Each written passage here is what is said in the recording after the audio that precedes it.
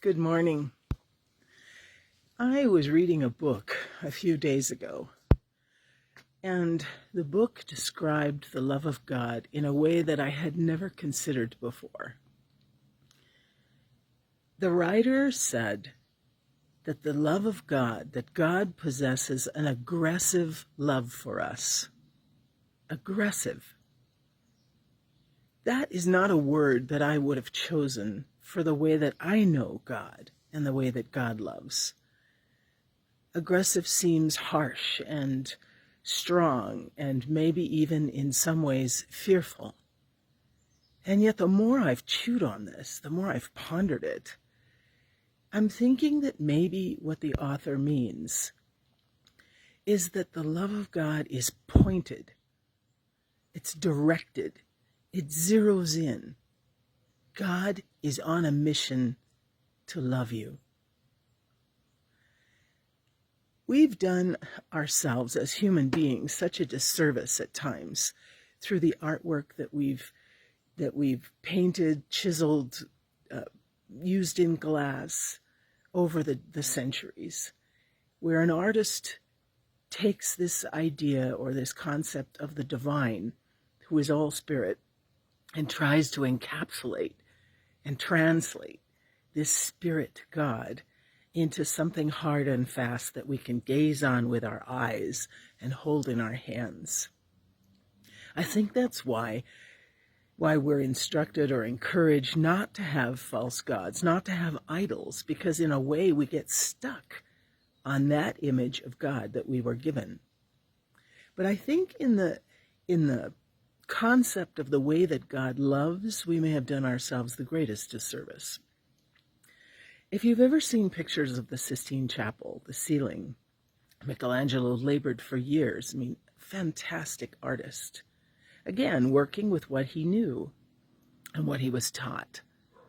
There's a picture of Adam sort of lying there, lolling around, right? He's got his arm lazily extended and his finger isn't even fully stretched. It's like he's just waiting to be ignited and put to life by this amazing love of God. And yet, on the other hand, you see God straining to reach Adam, just straining forward. The angels are all kind of behind him, and he's just moving forward, this divine God. Now, it depicts a man. It depicts a man with a beard, right? An old white man, which isn't what we're getting stuck on.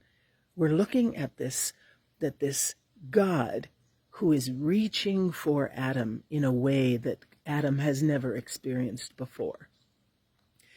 Often we think that God is just like carefree upstairs on a cloud, really not totally concerned about the chaos down here on earth, and that we are just sort of, God haphazardly loves us, right? Oh, I'm busy over here, and there's a war over here, and there's a pandemic over here, but oh, that's right, you need some love, here's some love. I don't think it's that way. I don't think there's anything haphazard about the love of God. Sorta, kinda, maybe sort of, woulda, shoulda, nothing, none of that. God is laser focused on loving you. God is on a mission. And I think the description that this author uses about an aggressive love is something that takes us aback a little, makes us stop in our tracks. It's such a foreign image for the love of God that we've been given before in our lives. And I think that's the reason the author used the word. How often have you really sat and thought with God, looking at the way God loves you, looking at God's pattern in your life, looking at the ways that you've been saved from frustration and actually found a harbor for where things could have been worse but weren't? I think there's such value in doing that. I know I've been doing it for 2 days since I've read this characteristic of the love of God. How is God laser focused in your life?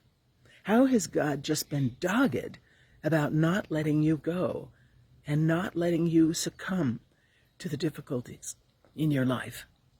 And the point is, have we leaned on this type of love? Do we trust this type of love?